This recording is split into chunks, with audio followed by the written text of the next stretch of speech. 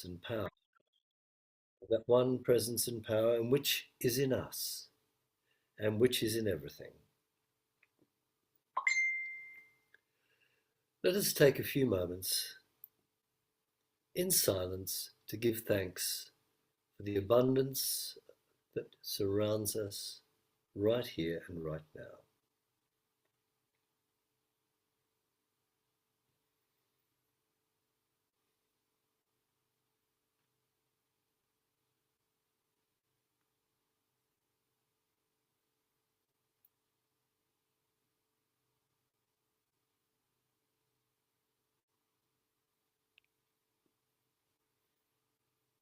And as we look back over this year and the last few years, we give thanks to those who've been providing services for us, quite possibly even unnoticed by us. Those who patiently serve us wherever we are and what we do. Those whose lives are sometimes at risk, driving people around, bringing food to the cities.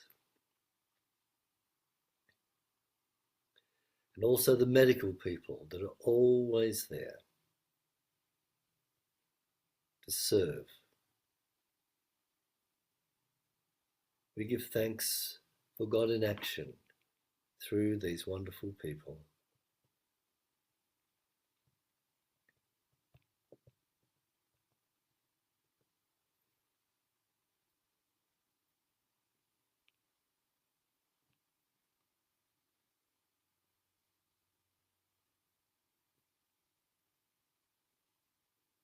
And we give thanks that we can celebrate how we do the Christmas tradition. We give thanks for all the symbology and the joy and the music and the food and all the abundance that is released round the planet at this particular time.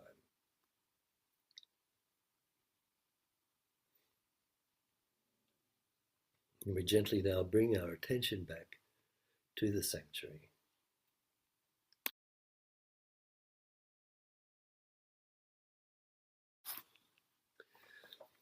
Well, it's my turn again this week for our message. And the main topic I'm talking about today is our life's journey. And as we move through various stages of life. And various things happen to us at different stages in the physical, mental, and spiritual, body, mind, and spirit part of us. What a journey it is. And it's also convenient for us to arrange life into a time frame from which we can gain a historical perspective. The book of Ecclesiastes, chapter 3 states, "To everything there is a season and a time to every purpose under heaven, whether we like it or not." Sometimes we go kicking and screaming into the next stage, but we know there is more to life than what we're experiencing here at the moment, and eventually it will be revealed to us. I won't read the rest of the chapter, but I suggest in a quiet moment, do so. There's nothing that we probably don't know, and a lot of it will resonate within us. And we realize that we're progressing through the Adam state of consciousness right through to the Christ state of consciousness. And what a journey it is. It is convenient for us to arrange life into time frames from which we all face on the journey, but not everyone will be experiencing the same thing at the same time, and we're all at different stages, which causes fun and games along the way, as we know. This year's just about finished. We've come almost in a couple of days to the completion of Advent. And this leads us to Christmas Day. And as many in mainstream religions see this as the birth of Jesus, who became the Christ, in unity, we see it. We don't take it literally, but we see this as the birth of Christ in us. And the symbolism of the three wise men setting off to follow that star of the east, which no one else could see because they weren't ready for it, and they rode across the desert to find the promised one. It's full of symbology, and symbology, it also applies to us, as I said.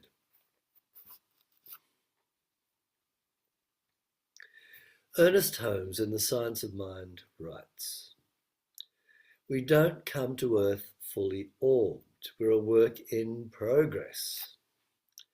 And once we become aware of this inner power, we have the responsibility to use it only for the good of all."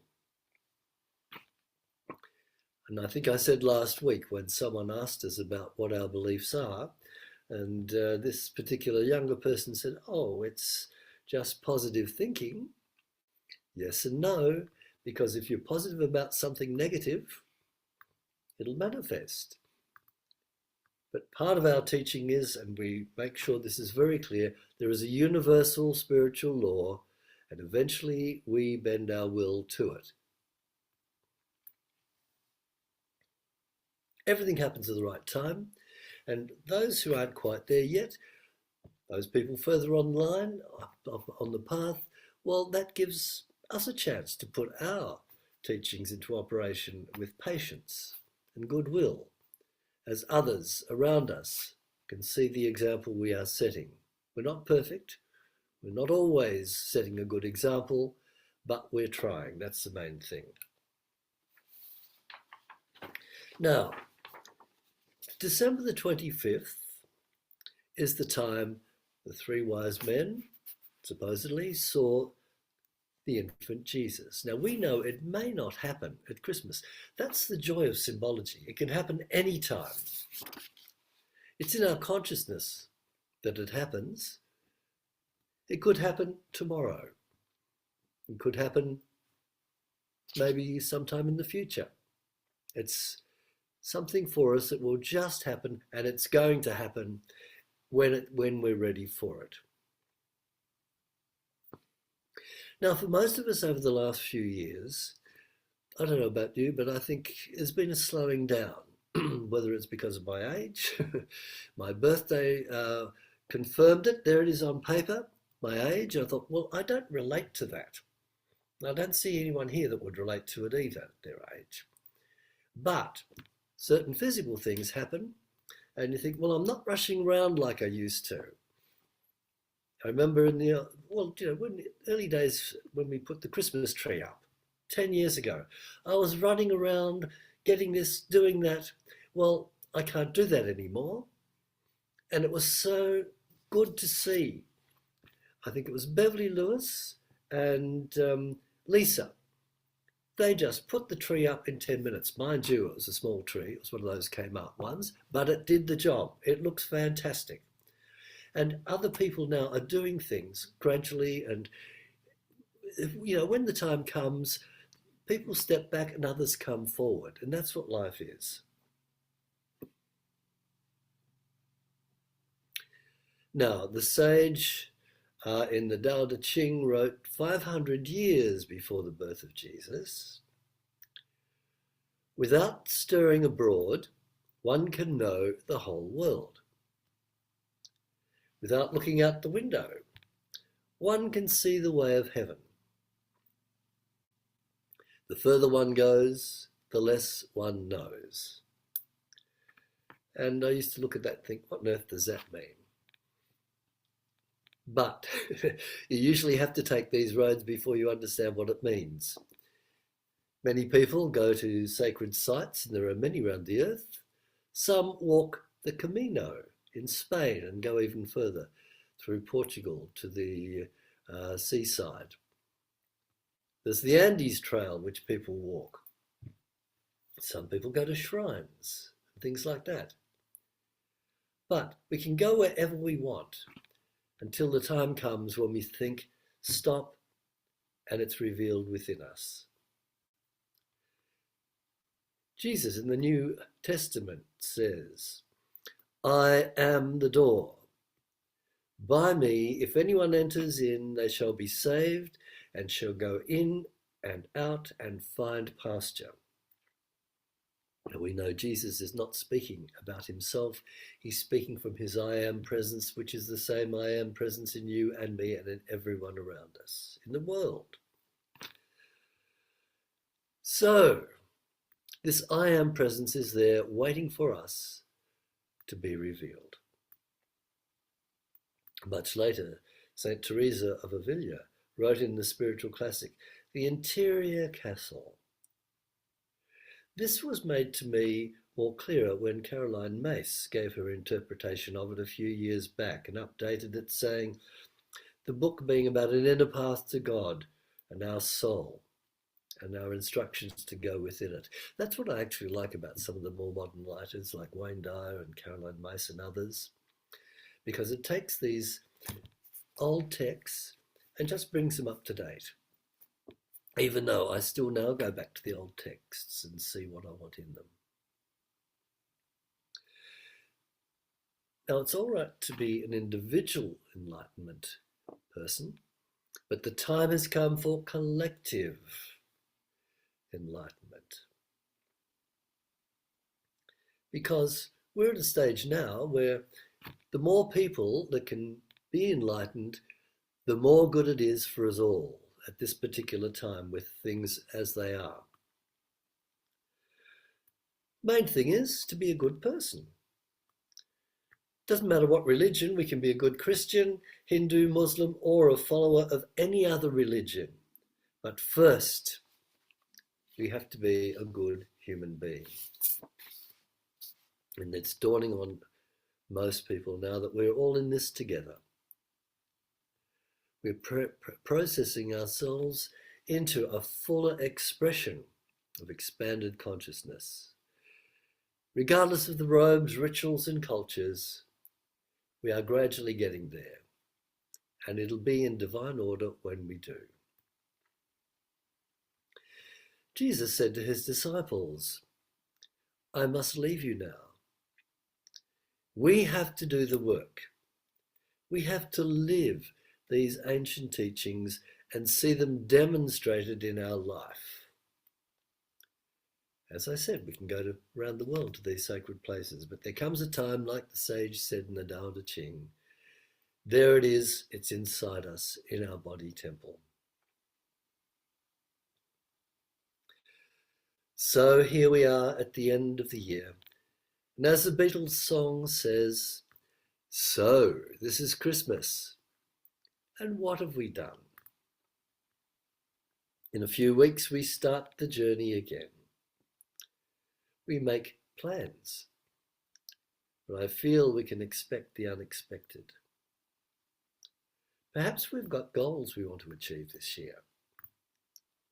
Maybe they'll be sidetracked by other goals. And I talked earlier on this year about serendipity and synchronicity.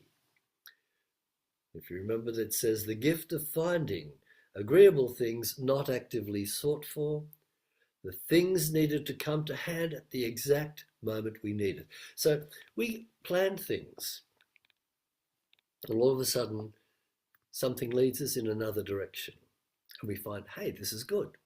I like this. It's what we were needed to do. There's a book in our library, I hope it's still there, called The World of Serendipity by Marcus Bach. 1970 he wrote that, which is a great read. So, in a few weeks, or maybe very, very soon, I'm going to ask some of you here about your experiences. And we're going to do it as part of the service, just a few minutes from each of you. It might even be the week after next, because next week we have I think it's our Burning Bowl, and the week after that we're into the new year. So that's when I might ask one or two of you to tell us where you are, where you think you are on the journey. So we read about the wise men from the East, and they're not in the Bible. It doesn't say who they are really, but tradition tells us that the Caspar, Melchior, and Balthasar. And they presented gifts, which was gold, frankincense, and myrrh. Gold metaphysically means the richness of spirit. They brought the Christ child, a symbol of the consciousness of the omnipresence of spirit. We can change our minds with wise, rich ideas. We shape substance. We have a pamphlet floating around here. I couldn't find it, but it says, we command the presence. We are it in action. And it sounds a bit arrogant, but we do. We are it in action. So in the history and unity and new thought, I remember a few years back, Ros Goldsborough and myself, we came across a book by Thomas Troward, and in it he writes, the great cosmic intelligence and the necessity for human cooperation is needed. And in his book, The Edinburgh Lectures, a profound statement which puts it to me in perspective. There is a marked difference between the cosmic intelligence and the individual intelligence, and that the factor which differentiates the latter from the former is the presence of individual volition. Some people think that they can do what they like with this power, and they are this power, but they're not. That's our human condition. Troward believed that the subconscious part of our mind accepts whatever suggestion which may be impressed on it by our conscious mind. And we know that's part of the Kahuna tradition and any other tradition, basically, if we go to the basics of it. A wonderful book club, which some of us miss actually, we studied a great book, The Divine Matrix by Greg Braden. Here's another modern writer. In this, we learn how the connection works, and it works through feeling. Whatever language we speak to spirit in, it doesn't matter. It's what we're feeling that's going to get through, which influences that subconscious part of us. In Matthew chapter 5, from his talk referred as the Beatitudes, Latin meaning blessed, blessed are the pure in heart, for they will see God. The heart is often referred to as the feeling body. Jesus goes right to the basics.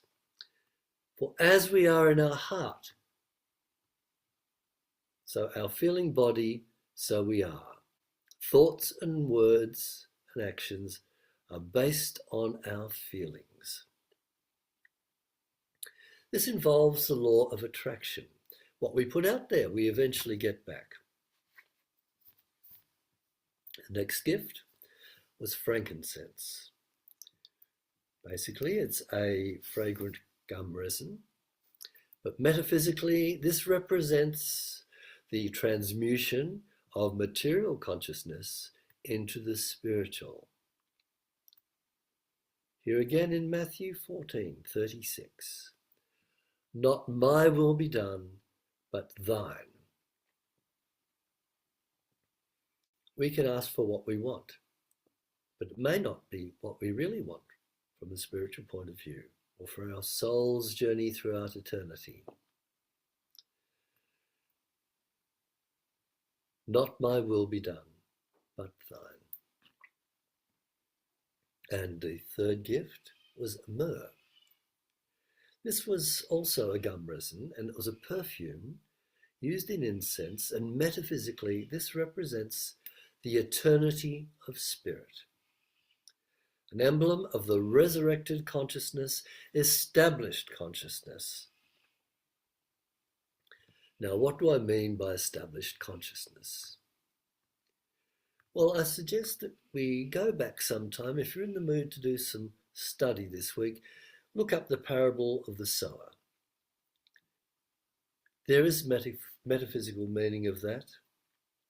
And we'll find that sometimes we think we believe something, but then something else comes up and that we go on to something else. But when we actually believe, we can't be knocked off our perch by things that come to us out of the blue. We are established on that rock of Christ. Even though we may fall off a lot of times in this lifetime, because we're here to still learn, we will know that deep down we are anchored in that truth. And the Matthew 2, 1 to 12, I'll paraphrase it. The wise men in that story, the wise ever seek the Christ. It's only a short saying, but there it is in a nutshell. The wise ever seek the Christ. As I said before, we can go India, Tibet, outback Australia. Some people have gone there to be initiated in certain ways. But right where we are in the Bethlehem of our own being. Bethlehem being, in the Metaphysical Bible Dictionary definition, substance, house of bread, substance. It is here that we learn the Christ in us, the hope of glory. Now, not everyone saw that star in the east. King Herod didn't. But he'd heard about it, and it troubled him, because he'd heard the prophecy.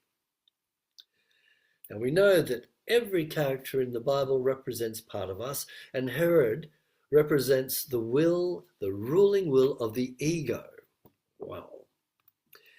We need our ego, but we have to tame it, because it can have a mind of its own, as we all know.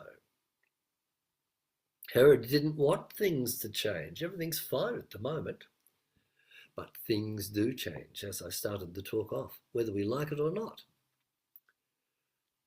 We'll eventually bypass Herod, as did the wise men.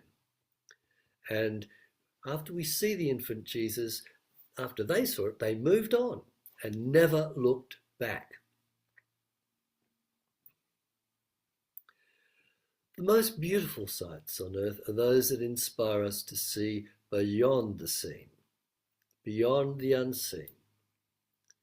They create in us a feeling of absolute reverence, which we need us to go in and feel these things. Many things, as I say, symbolically can help us create a sense of reverence, like great music. And I was in a basilica, a Catholic basilica, just recently for a funeral. And regardless of the Catholic tradition or any tradition, it was the feeling that was evoked that just went round the basilica. The music and the beautiful stained glass windows, it got the feeling, a feeling of reverence. St. Paul, what can be seen is temporary, but what cannot be seen is eternal. There's one of those sayings again. So to conclude, on the metaphysics, Mary symbolizes our feeling nature, intuition, the divine feminine. Mary in us is our willingness to be open and receptive to our awakening spiritual awareness. But there needs to be a balance between our feeling and thinking. Joseph represents our thinking nature. Joseph, the divine masculine, has a meaning of increased good, an imagining thinking power of the mind. Combining them together, we're not talking about gender, combining Mary and Joseph together symbolizes the mystical marriage, the single eye, in other words. Wisdom combined with love, head and heart, the immaculate conception, the birth of our spiritual nature as represented by the babe in the manger.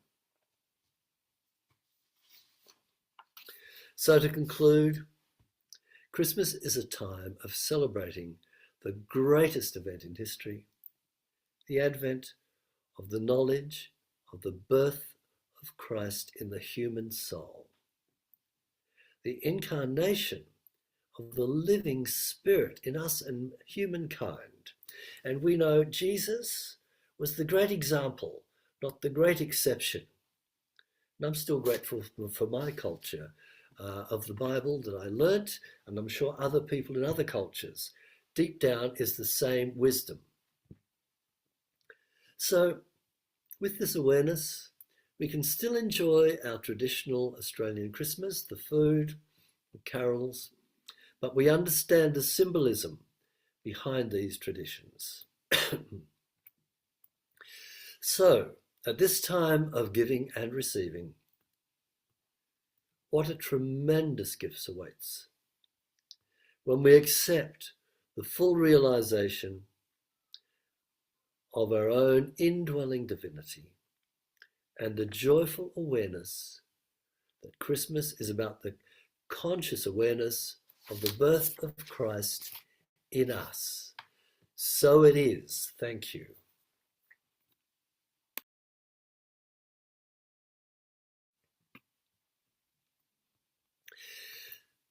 Thank you.